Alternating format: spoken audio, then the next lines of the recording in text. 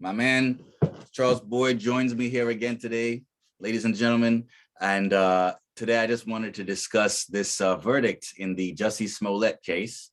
As you guys saw, I mentioned on my channel a few days ago that this sentence, and really the initial incident should have reminded me of this. I guess it was, 3 years ago in early 2019.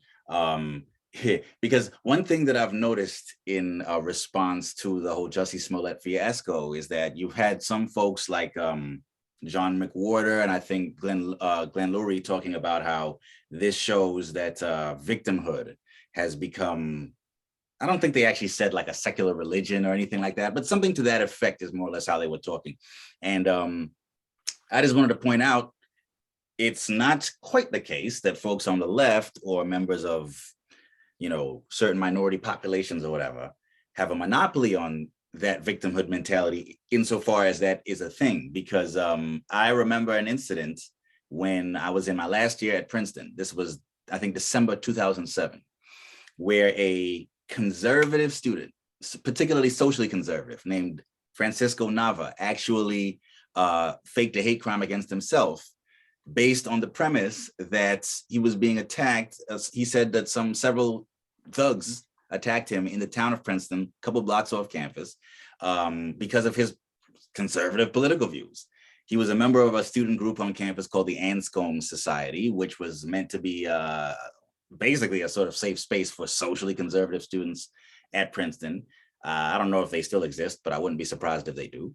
And I remember as the story went, he reported that he had been pretty badly beaten by these guys who supposedly accosted him in an alleyway in the town and said, "You have chosen the wrong cause," or something like that. And he did a brief stint in the hospital, didn't feel safe in his dorm when he came out. And so he actually stayed over the weekend at the home of Robert George, Princeton's best known conservative professor with whom I took a course when I was there. And while he was staying at the professor's house that weekend, the Ivy Gate blog, a blog that basically a gossip blog for Ivy League schools, they actually did some digging and found out that he had been through a similar experience when he was in high school, going to Choate, I want to say, or some other fancy boarding school in the Northeast. And it turned out that after they found some homophobic messages scrawled against him, scrawled on the dry erase board outside of his dorm room, it turned out that he was the one who had actually written them in an attempt to get attention. And so I think the school required him to get some kind of psychiatric evaluation and stuff. And believe it or not, he still got into Princeton. I think the story I heard was that the university required him to undergo some kind of treatment before he matriculate there. And then he basically went and pulled a similar stunt. Well, the way the story goes is the professor saw this report and basically confronted him gently at his home and said, "I understand you were involved in some kind of hate crime hoax while you were in high school. Is that what's going on now? Because if so, now is the time to come forward and say so." And so he cracked under pressure and admitted he'd made the whole thing up. This kid was a practicing Mormon, by the way. The story I remember hearing is that he actually had a bottle of Orangina with him. Apparently Mormons like to drink Orangina because it doesn't have caffeine, something like that. But apparently the story was that he broke a Orangina bottle over his own head and then headbutted a wall to simulate head injuries and then, called the police or whatever. So this was reported on at the time in the New York Times and stuff like that. And it was just this weird episode at the time. And there was I seem to remember some of the conservative students on campus, a number of whom I knew personally, initially reacting to the initial report in much the same way that a lot of folks reacted to Jussie Smollett's story when it first broke. Not on the same level, of course. It didn't get anywhere near as much publicity, but I remember them saying, and they might have made a statement to the student newspaper, the main campus student newspaper to this effect, possibly, that this was an example of, conservative students at Princeton feeling marginalized on campus or whatever. But then the story unraveled. And so I remember when I think it was last fall that I read an article. It was around the time that Jussie Smollett was convicted, I think. So it would have been in December probably.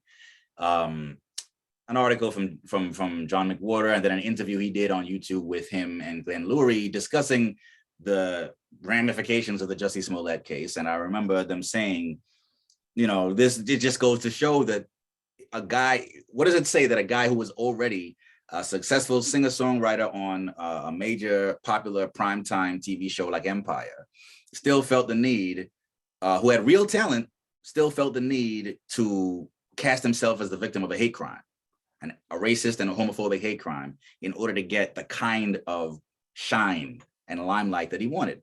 And so, I think he tweeted something to that effect. So I just found it interesting that there actually have been some cases, maybe not as numerous. I'm not sure what the general data is, but,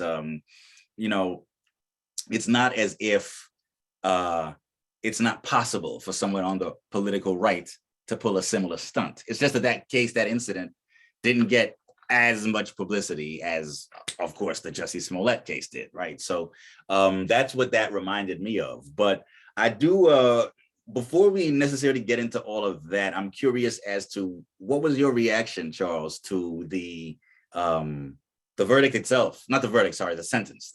What did you think of the sentence? 5 months in jail and I think about 2.5 years probation. So the probation didn't bother me. And I was a little bit surprised that they went with a $145,000 fine, because I had originally suggested a $1 million fine as an alternative to jail.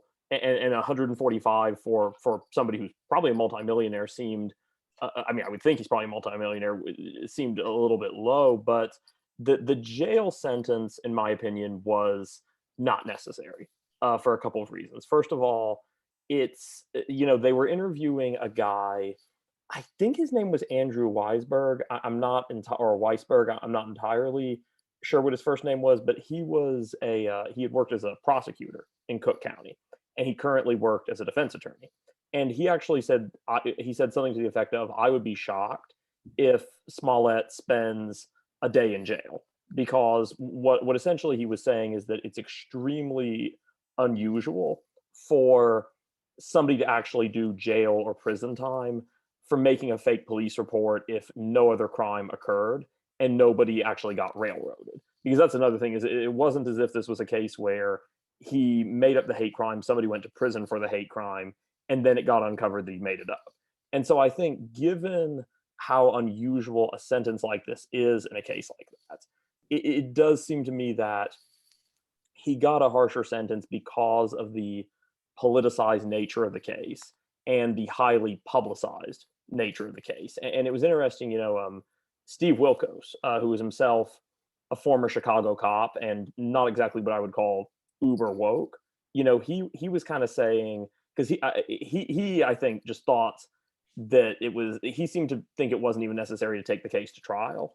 But he basically said, if this was just some rando, nobody would have cared. Like nobody would care about the fact that he faked the crime. Nobody would be demanding that he go to jail, But so I think that, and then the other thing is, there's just a practical point, and I've made this recently with why I favor California's law that treats shoplifting and other forms of petty theft as a misdemeanor. We have a situation right now in our incarceration system where people are being released early, like dangerous violent offenders are being released early, not because that they are considered to have shown good behavior or considered no longer a threat, but because of overcrowding. There's also situations, and I suspect this is probably the case in jails, because it's very much a case in prisons, where there's such a lopsided inmate to guard ratio that the guards seem to be unable to stop inmates from killing each other. And so given all of that, it does seem to me that, now granted, it could have been worse. He could have gone to prison, but it does seem to me that we are taking up space in the jailhouse that it is probably needed for violent offenders. So I think that this was, and this is kind of, kind of the other point, his career's over anyway. It's like, I don't imagine he's ever going to get much, work again. And I would also add that I mean, Brock Turner got 3 months for a rape. Donald Trump admitted to sexual assault on tape. He's not in prison. There's serious questions about whether Rahm Emanuel and the former Chicago top cop, a guy named Gary McCarthy, there's serious questions about whether or not they may have covered up a homicide by a Chicago policeman. So there are a lot of potentially significantly more serious offenders, certainly more serious offenders in the case of Trump and Turner, who have not gotten this kind of sentence. So it just seems to me that the 5 month jail sentence didn't really benefit anyone. There was no point in it, in my opinion.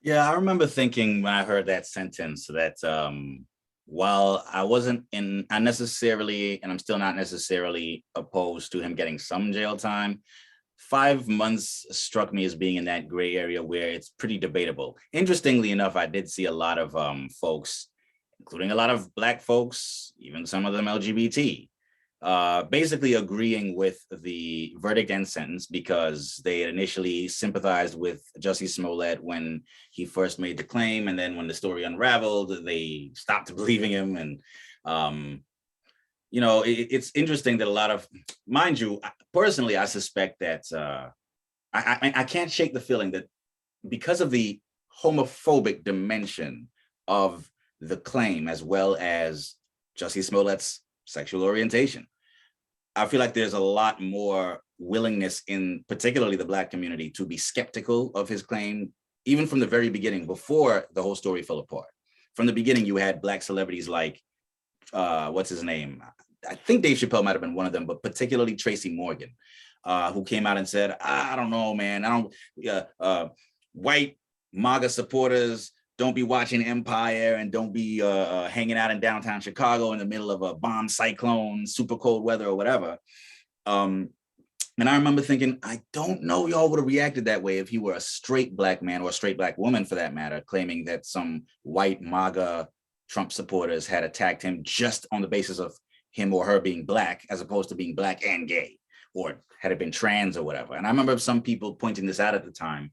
And I can't shake the feeling that there's an element, because when there are other claims of racism, specifically racism by other Black accusers in other cases, you'll find there is a large faction within the community who are stubbornly determined to stick with the story, even if it does come apart, even if it is discredited or at least a substantial doubt ends up being cast on it. I still know people today, or have heard of people to this day, who will insist that the Duke lacrosse rape hoax may have had some element of truth to it, or some of them will they'll sort of sugarcoat it to some extent by saying, well, we don't really know what happened, even though that story was pretty thoroughly discredited. And if I remember correctly, the accuser in that case, Crystal Mangum, I think she's still in prison on an unrelated charge for stabbing her ex-boyfriend to death or something like that. And it turned out during the investigation into her allegations that she actually had a history of making up false rape accusations to get herself out of tough spots and things of that nature. And of course, the prosecutor in that case, Mike Nifong, it turned out he had committed some really egregious prosecutorial misconduct in the case, hiding exculpatory evidence from the defense and things of that nature. And he actually ended up being disbarred, and I think he might even have had to spend a day in jail or something like that because of the misconduct he committed. And yet you'll still hear some people in the Black community, or like the Black activist community and the intelligentsia to this day say, I don't know, man, I think Tawana Brawley, that's a case from 1987. And I remember Toni Morrison saying years later, I think it was maybe 10 years later, she said, something happened to Tawana Brawley, So it's even when you have other cases like that, where particularly a Black person reports being victim of a hate crime or some other type of crime that pertains to their race and possibly their sex, a lot of folks in the community will rally around them and continue to do so, even after, if and when the story sort of ends up being discredited. But in this case, I'm seeing more willingness in the community to clown Jussie Smollett. There are some folks who have been standing by him even up to the present, and not just his family members. I remember the comedian Amanda Seales said right around the time the story really completely unraveled. I think she said on an episode of The Real, the talk show, she said, even if he really did make the whole thing up, I still think what he did was low-key noble, because this sort of thing, these hate crimes against Black and gay and trans people do go on all the time. And I remember people saying, and I was one of them saying, come on, how can you say that's noble on any level? If there are real, and of course there are real crimes of this nature being committed all the time. You want to draw attention to those, draw attention to those. Don't make up a fake story. But for the most part, I don't know. I feel like some folks are being harder on Jussie than they would have been on him had he been a straight Black man making almost this exact same allegation, minus the homophobia element. I don't know if you've gotten that impression yourself. Well, I certainly think among Americans of all races that their reaction to this case throughout has largely tied in sort of with their pre-existing views. So I think what, to give, to kind of give you an example of what I'm talking about here, there is a segment of the right who is insisting that these cases are so, according to them, these cases are so rare that the media will jump on any possible allegation of one to get the story that they want.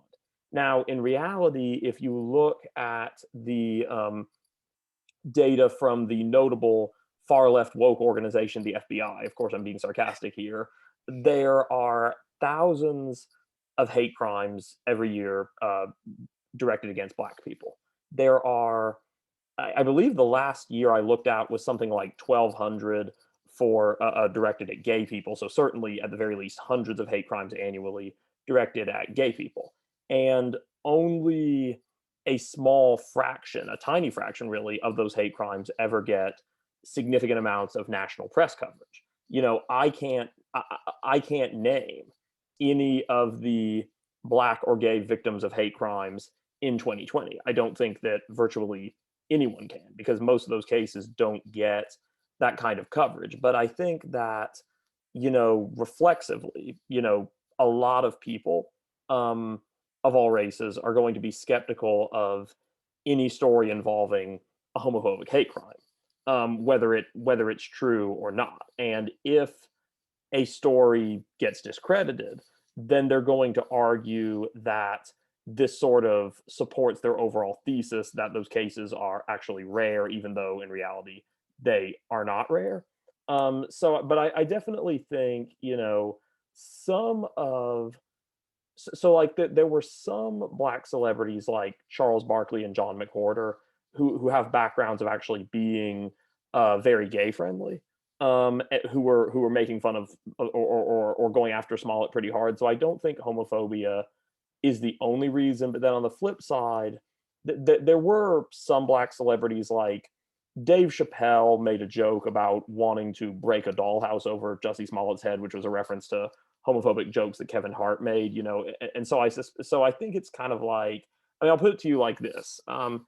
Every time there's a scandal involving a celebrity from a minority group, and every time the scandal is legit, there's going to be one segment of people who go after that celebrity because they genuinely are disgusted by what they did. And there's going to be another segment of people who go after that celebrity because the celebrity is from a minority group that they don't like. I mean, we saw this, just for purposes of sort of analogy here. I really don't like Michael Vick. And I would have, if I had been in the judge's seat or if I'd been an NFL commissioner, I would have handed out a harsher punishment than what he got. Now, the reason I don't like Michael Vick is that I have a really, really big problem with torturing and killing dogs for sport. There is a segment of the population that doesn't like Michael Vick, at least partly because he's Black. And I mean, you could say that with basically any, really any celebrity from a minority group that's gotten into a legitimate scandal. Is there's going to be some people that latch onto the case because it reinforces their pre-existing biases, and there's going to be some people who latch onto the case out of principled disgust. It really kind of, I think the reactions do kind of run the gamut here. But I think that this case, I will say that had he not been famous, I'm not sure this case would have gotten anywhere near the coverage that it did from the start. Now I can't speak for Chicago specifically, but given how common hate crimes are, I'm just not sure if he had been just a random person that nobody had heard of, if this case would have gotten significant coverage to begin with. It's possible that due to it happening in Chicago and due to just how over the top the allegations were, it's possible it still would have gotten significant national coverage, but I'm honestly not sure. Right. Yeah. One thing that that story, this whole Jussie Smollett case first brought to my mind, and I saw a lot of coverage, I saw it get a lot of coverage at the time 3 years ago, was the whole principle of the need to believe survivors, right? Whether you perhaps most often hear that principle espoused in the context of sexual assault allegations, but I think it also applies to some extent in the cases of police brutality and hate crimes. And I remember even after Jussie Smollett's accusation, although I think one thing, and you sort of were on the cusp, you alluded to this obliquely earlier, is this was not a case where he specifically fingered specific individuals, right? Because he claimed that his attackers were wearing, it was dark and they were wearing manga hats and maybe masks too, possibly. So it wasn't like he said, this person or these three guys attacked me, in the same way that Tawana Brawley accused, I think, two specific men, white men, or Crystal Mangum at Duke University in 2006 accused three specific members of the Duke lacrosse team, or that Jackie at UVA in 2014 accused a whole frat, the frat fraternity chapter at UVA. He just said that two or three unidentified MAGA hat wearing attackers, brutalized him. I think the implications of the story, especially when it comes to the whole principle of believing survivors, the implications would have been different if he had identified specific alleged attackers, because now you're talking about specific flesh and blood, living, breathing individual human beings whose freedom and reputations and livelihoods would have been endangered by the accusation. And so I think the whole principle of the whole sort of juxtaposition of either believe survivors or, preserve a presumption of innocence on the part of the accused would have come a lot more into play in this case had he been able to identify specific attackers. Without going that far, I think that usual clash of principles wasn't as acute. But with that said, I do remember watching an episode of The View at the time where Sunny Hostin, who's a big believer in believing survivors, even after the story came apart at the seams, she still said, because people, they were talking about how, real survivors of hate crimes are going to have a harder time being believed now, the whole cry wolf phenomenon. And she's, even after that, she still said, we should believe survivors, and I remember thinking, well, if I'd been at that table, I would have asked, well, do you think this kind of incident makes any difference to that principle at all? Do you think there needs to be more nuance? And I think at the time I said, when it's a question of the courts of law, criminal courts, of course, they have to apply presumption of innocence, and they should. Due process and all that has to be preserved. When you're talking about the court of public opinion, it's a different story. The principle of presumption of innocence, innocent until proven guilty, does not have to apply. And really, at the end of the day, it comes down to each individual person's opinion and attitudes, right?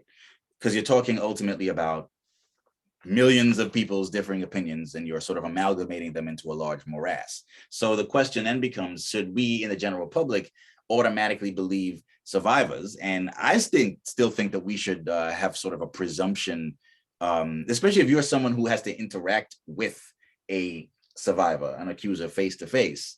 Taking a believing posture is probably the best way to go.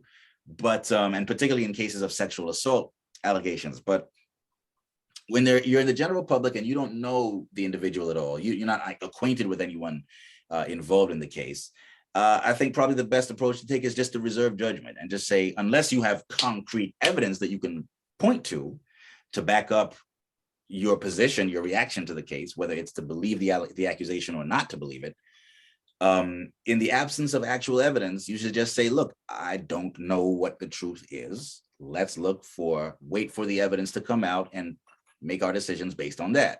And part of the problem, I think, is when you keep putting out this message that we should believe survivors full stop. First of all, it can put you in a position where it can backfire against you in the long run. Because I remember, I think it was a couple of years ago during the 2020 election, the Tara Reade accusation against Joe Biden came up. And I remember, I think it was Robbie Suave at Reason magazine. He was one of a number of people saying, all of a sudden, a lot of people who spent the last several years, particularly since Me Too blew up in 2017, telling us we should believe survivors, full stop. Now, all of a sudden, those same people are claiming, oh, we never said you have to believe every single accusation out there. We just said you base your opinion on the evidence. And then he actually provided a bunch of screenshots of, tweets that people put out and past articles and blog posts and everything to receipts to show, well, no, actually, you were saying believe survivors, period, point. You didn't add any nuance into your statement back then. But now that a political figure whom you support in a high stakes election campaign has come in for a sexual assault allegation, now all of a sudden the whole principle of believing survivors, you're willing to water it down to some extent, right? And I thought he was making a legitimate point in that case. So I always think that on a practical political level, it's a good idea to stop and ask yourself, well, what if someone I strongly support comes in for an accusation of sexual assault or a hate crime or what have you? Will I still be able to adhere to this principle of believing survivors? Absolutely, or with perfect consistency. And if you can't adhere to it under those circumstances, then maybe you need to go back to the drawing board and reevaluate the original principle and say, well, hold up. Maybe there can be some exceptions or limitations to this principle. The other thing I would say on the level of principle rather than pragmatism is, ultimately, when we are not involved in a case, we're not privy to all the evidence and so on. I completely understand the desire to believe the survivors, and I agree with it on a gut level. I have friends who are sexual assault survivors, for example, and they've told me all about what it was like to feel re-traumatized when people questioned them or didn't believe them, when the police who were supposed to investigate their cases dropped the ball, et cetera, et cetera. So we definitely shouldn't brush off or dismiss what they've been through by any means, but particularly in a case where specific individuals have been named and accused, before we go so far as to say, well, we're going to boycott so-and-so, ostracize them, banish them from polite society, ruin their livelihoods, et cetera, we should make sure that we really have hard evidence to back it up and that we're not only basing it on an accusation full stop, because that it can backfire politically, but more importantly, it can be morally questionable. And there are, in a case like this, and this is part of my problem, is when you adopt that principle and without any nuance at all, it creates an incentive for chicanery like what Jussie Smollett has just been convicted of doing, right? If you put out a message that we're going to believe survivors, full stop, we're going to believe any accuser or accusation without any critical thinking being done, any healthy skepticism, nothing. Even in the absence of hard evidence, we're going to believe every single allegation out there, period, point. The problem is that can create a perverse incentive for some people out there, some dishonest operators, to exploit that principle for their own ulterior purposes, right? And they may be more likely to engage in this kind of hoax in the hope that, knowing that, hey, well, there's a lot of people out there who are going to believe me because of this principle that we have to believe survivors no matter what. So I was wondering if I could get your take on that. Like, do you think there's much danger of that sort of thing happening, of there being more Jussie Smollett type cases? Partly because, not primarily, I don't think, but partly because of this whole idea that of believing survivors? So I have never subscribed to the idea that all allegations should be unquestioningly believed. One thing I will say is that if anyone ever tries to find, tweets, posts, whatever from 2017, 2018, 2019, where I said that all allegations should be believed, they're going to be looking a long time because I never said that. My stance was always that while false allegations of rape, hate crimes, et cetera, were very rare, I felt that despite that, and I still feel that despite that, each individual case we should reserve judgment until we have adequate information, adequate evidence to draw a conclusion. Now, as you said in the Smollett case, it was a little bit different because it wasn't so much a he said she said situation. He didn't identify a specific culprit who was denying the allegations. But I will say that I think it's unlikely that the believe all accusers mindset is going to cause false allegations, because I would say that in general, when somebody makes a false allegation, they are very unwell, generally speaking, and they are not thinking through the potential consequences. Because Jussie Smollett, one of the reasons that I initially assumed he was telling the truth was that he had always struck me as being somebody of sound mind. Like he had never struck me as being unwell. Yep. And anyone who's in a normal headspace is going to realize that, particularly once you're getting the police involved and once you're a celebrity, which means that there's a high incentive to solve the case quickly, you like anybody of sound mind is generally going to realize that a fake allegation is going to get unraveled pretty quickly and land them in very serious trouble.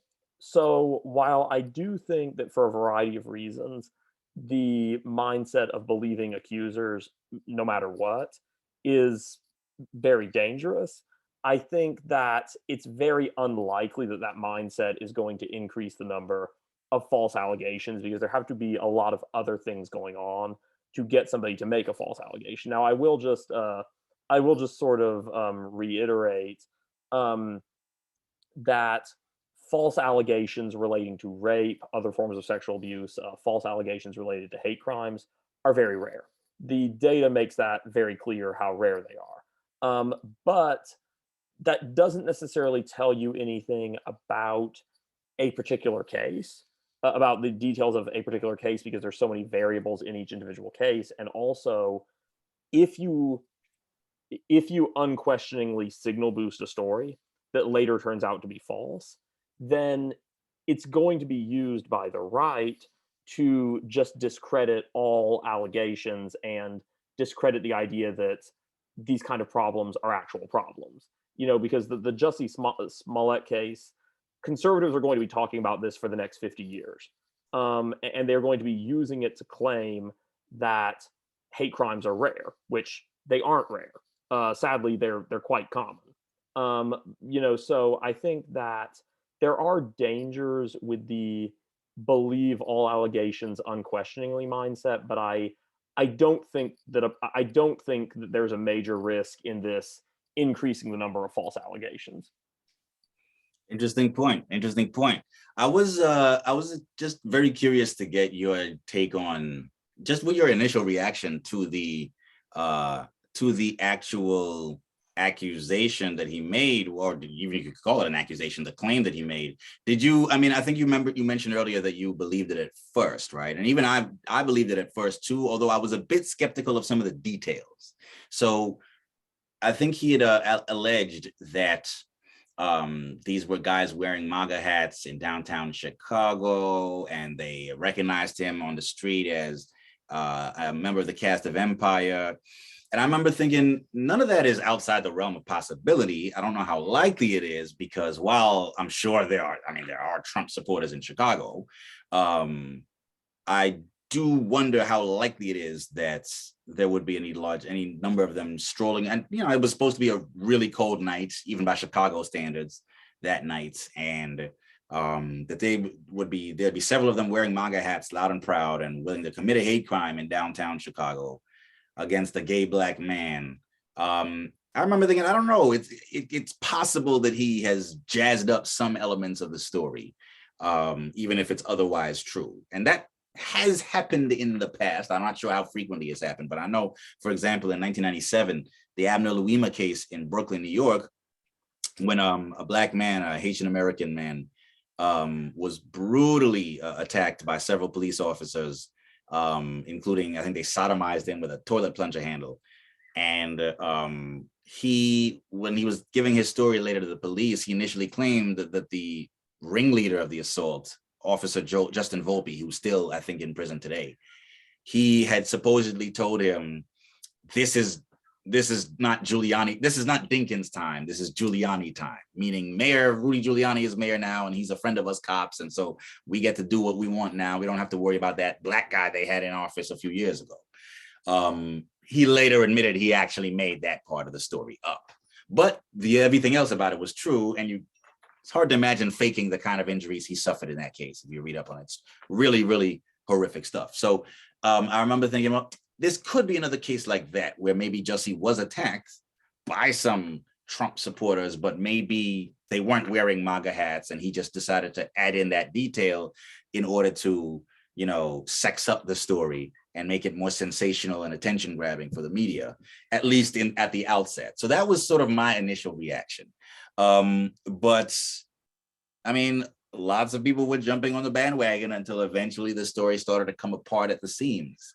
And so I know I personally, ever since the Duke case back in 2007, 2006, 2007, well, I guess it sort of came apart by the end of 2006, and it was in 2007 that I actually learned that the whole thing had been judged a hoax.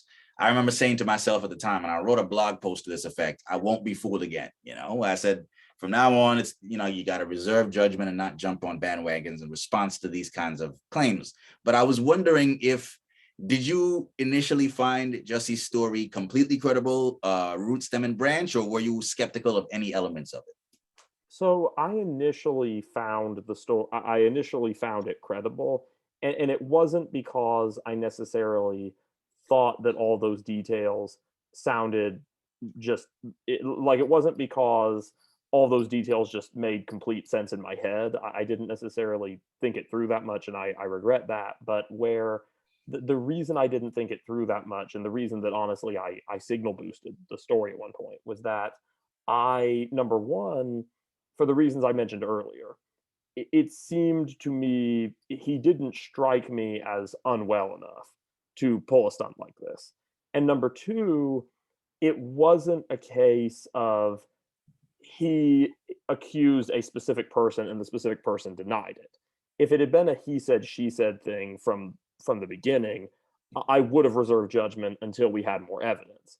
But given that there was nobody saying no, no, no, I'm being falsely accused, and given that Smollett didn't strike me as unwell enough to do something like this, I assumed that I assumed that it was true. The reason that I have changed my approach since then, and the reason why now with cases like this, I really wait until it's been investigated, all the evidence is in, it's been corroborated.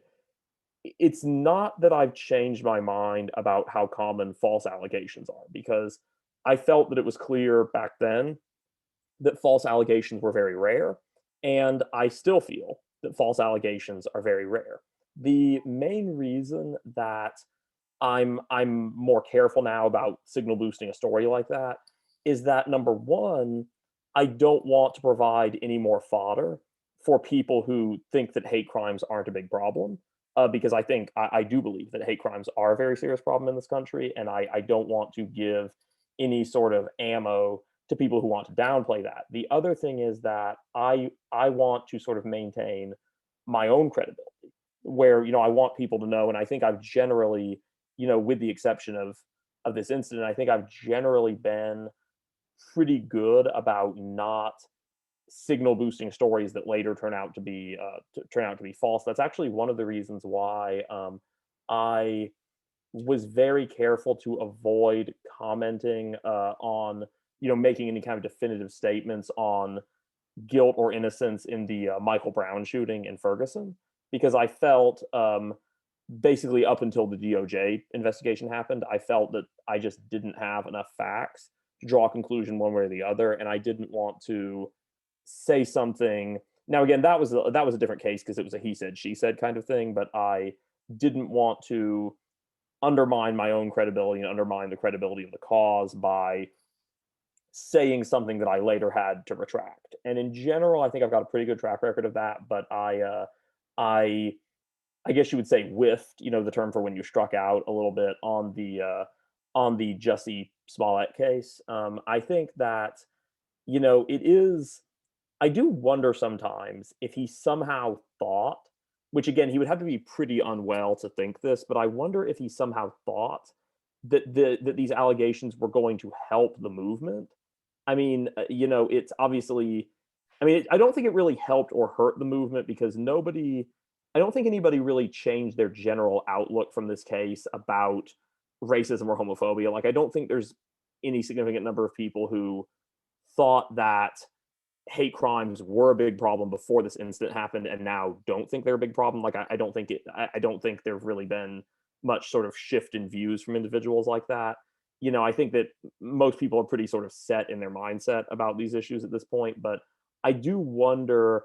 I mean, the main damage I think that he did to the cause was that he took attention that could have possibly been put on real victims of real hate crimes. But I do wonder if somehow in his head he thought that it was going to be helping the issue. I mean, again, he would have to be pretty unwell to think that. But I do wonder because I I don't know what was going through his brain. And honestly, he needs to be in a psychiatrist chair. Honestly, like he needs to be getting he needs to be getting professional help with mental health. But I don't think that's going to happen. But I don't know what his motivation was, but I have my theories. Well, what are some of those theories? Or is it just Well, a question of the political dimension of it? oh, sure, sure. So I think it's possible that he somehow thought he was going to help the cause, again, very irrationally. I think that it's possible, I don't want to be patronizing because obviously most people who go through this stuff don't react quite like this, but I do wonder, everyone reacts differently to bad treatment, bad experiences, trauma, it's hostility, etc. I do wonder sometimes if he, like I don't think the human psyche is meant to sort of hold up well under, constantly experiencing bigotry, constantly experiencing hostility.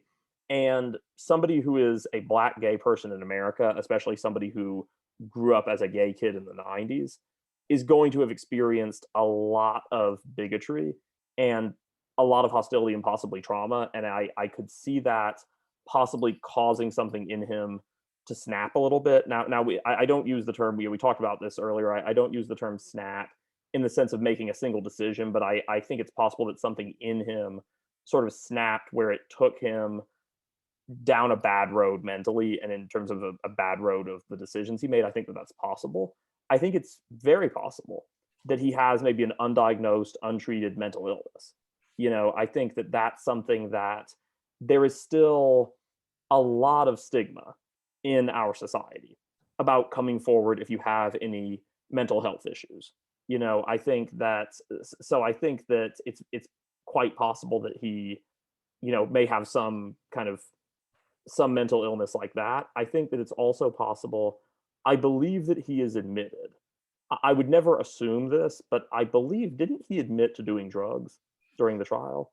Yes, I thought he admitted to having done drugs with the Nigerian brothers who supposedly were his accomplices, the Osundaro brothers, something like that. Yeah, or Well, and maybe they were the ones who said that he, or might have. I think both they and he admitted different aspects of that part of the story.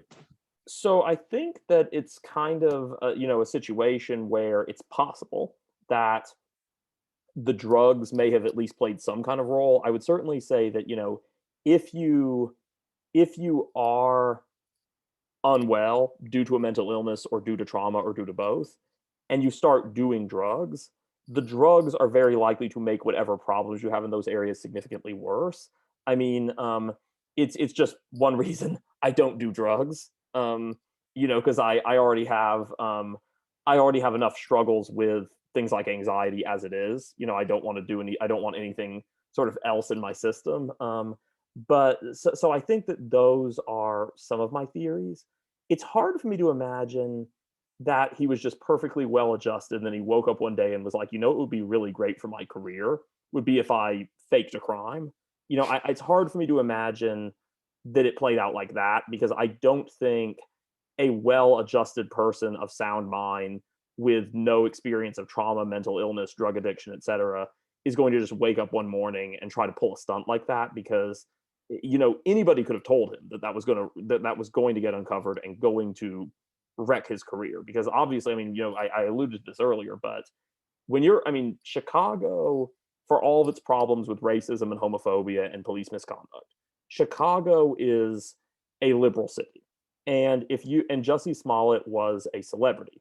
And if you're a celebrity in a liberal city and you very publicly say that you were the victim of a hate crime, the police are going to get involved, and there's going to be an investigation. And this is, this is probably the first time, honestly, that a lot of those officers had seen a fake hate crime specifically, but police have experience in looking at evidence and figuring out when things don't add up. Now, some of them don't do it as well as they should, obviously. It's part of why we have certain problems, but like an allegation like that is going to get uncovered. I would have to look back at the details of it, but there was, I believe, a deputy mayor in Brewer, Maine, who basically, I think he claimed, I have to look back at the details, but I think he claimed that he was the victim of something relating to sort of radical far left activists, and the police almost immediately destroyed his story, because they investigated and it, nothing added up, so it's it's kind of, and I'd have to look back at the details of that case, but I know there was something where he claimed to have been the victim of maybe like a hack or something, and then it turned out that he wasn't, and that's the thing, is these stories, once the story gets publicity and there's a criminal investigation, your claims will fall apart almost certainly, and it's not going to go well for you when you do. So I have my theories about why he did what he did, but I certainly, he's going to have a lot of time on his hands now. At least, did he get community service, or was it just probation, fine, jail time? The parts I remember are probation, file, jail time. I don't remember community service being part of it, but don't quote me on that. So once he gets out of jail, he's probably going to have a lot of time on his hands. And I'm not trying to be, I don't take any pleasure in saying this, but he is not going to be getting a lot of work going forward from pretty much anyone. So he needs to use, I would assume, the large amount of money that he has left and get some help. Because he can probably afford any therapist in Chicago, and I would say that would be a good thing for him to focus on, because this is very self-destructive behavior.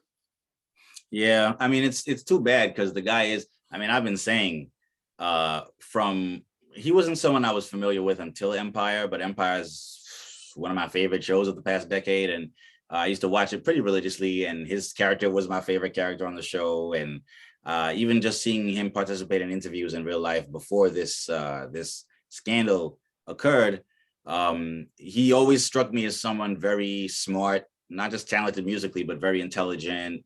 I always am a big fan of public figures, especially in fields where they don't necessarily have a reputation for this sort of thing, like show business.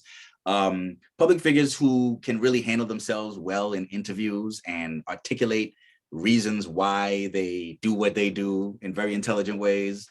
Like, actually, one of my favorite musicians in recent years, believe it or not, has become Boy George from the band Culture Club, where I, of course, got the idea for the series Cancel Culture Club from the early 80s. And it was because I saw I like the songs, I like his style, especially from back in the day, but I saw a bunch of interviews he did back in the early 80s when it was still a pretty big deal for a male artist to dress up with makeup and eyeliner and so on. And he would get questions over and over again for several years about why you dress that way. And I remember being impressed at how intelligently and articulately he expressed himself in response to those annoying questions and so on.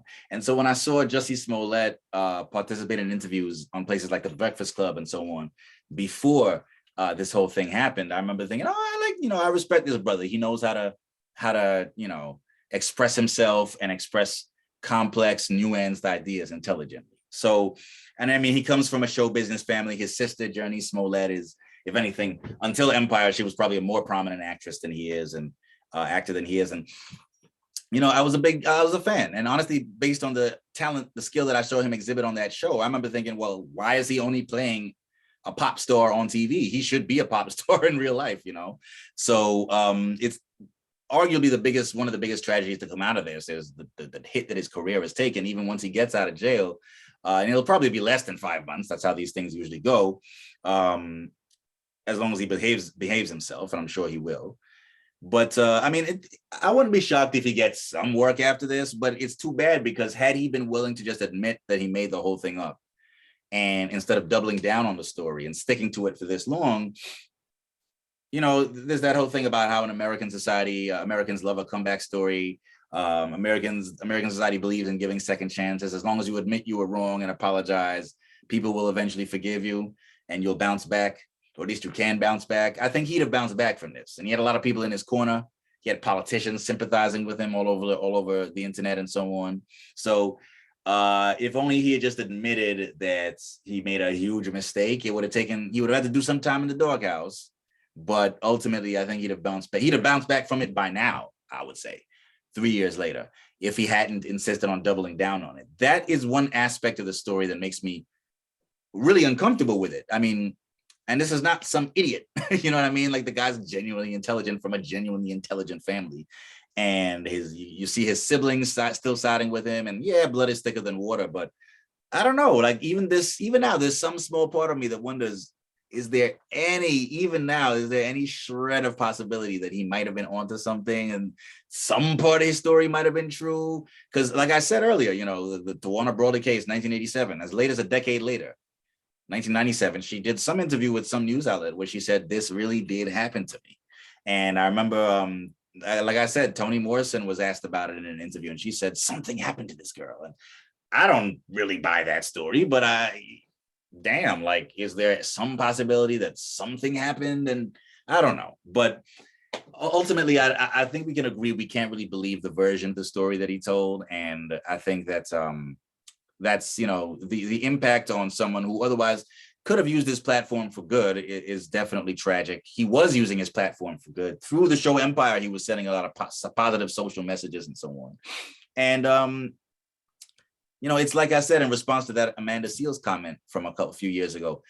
If you want to raise public awareness about the perniciousness of hate crimes against any group, find the real cases and publicize those. Don't make up a fake one.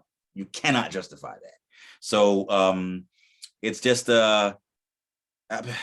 he says, the thing about it is, I always wondered if he made sure to tell this version of the story where he never actually got a good look at the supposed perpetrators' faces, in order to enable him to get away with the story. The idea being, he couldn't finger any specific individual with having done it.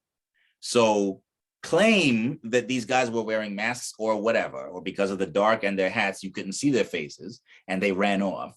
And then that can be your excuse if the cops never find them, which, again, assuming with certainty that he did in fact fabricate the whole thing. If the cops never find them, then that's the excuse. The excuse is, well, you're not gonna find them because these guys just got clean away with it because I can't identify them. They made a clean getaway. There is sometimes real crimes of various kinds are committed where the perp is never found. That happens. It's not as if that's unheard of. So I figure he may have structured the story the way he did to try to give himself plausible deniability against any accusations of him having fabricated the whole thing.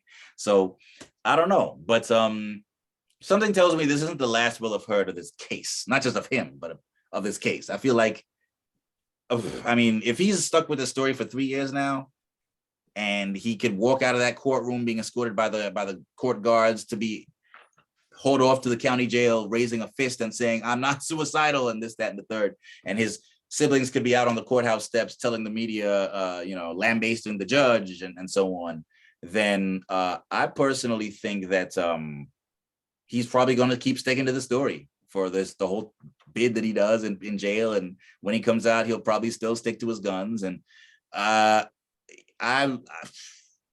you could say that I'm morbidly curious to see where he goes from here once he gets out of jail. I don't know. It's funny because I remember the judge saying that the terms of his probation don't restrict him to staying in the state or anything like that. He can travel across country. I would imagine he probably isn't supposed to leave the country while he's on probation. I'm not sure. But the judge went out of his way to say, you know, once you're out of jail, you'll be free to travel across the United States as you see fit. You don't have to stay here in Chicago or in Illinois. But it'll be interesting to see if anyone out there is still willing to give him work. And maybe if he just lays low for a few years and lets the whole thing blow over, maybe eventually he will be able to sort of stage some semblance of a comeback. I mean, he probably won't reach heights like he reached and that's one thing I always found confusing about it as well. It's like, well, you're already a member of the cast of a star hit TV show, so why'd you need more attention in this way, you know? But I don't know. But I think that I think we've sort of covered all the major bases of the story at this point. So as always, Charles, I want to thank you for taking the time to dissect these issues with me, and looking forward to more fruitful conversations with you in the years to come. For sure, I am too. Yeah, I enjoyed this. I wish it were. I wish that the case had not happened, but I certainly enjoyed discussing it. You got it. All right. Always a pleasure. Talk to you again soon. Talk to you again soon. Always a pleasure. Bye.